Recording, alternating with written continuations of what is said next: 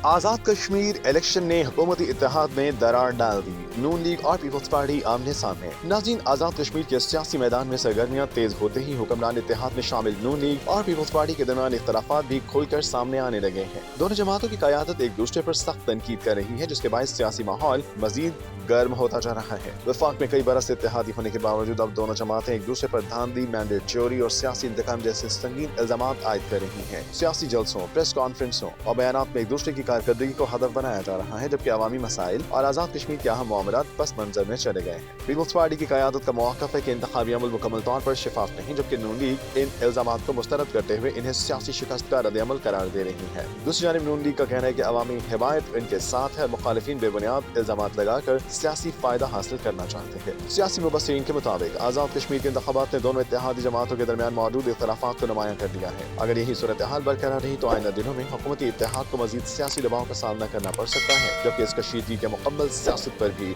दूरस असरात मुरतब होने का इम्कान जाहिर किया जा रहा है।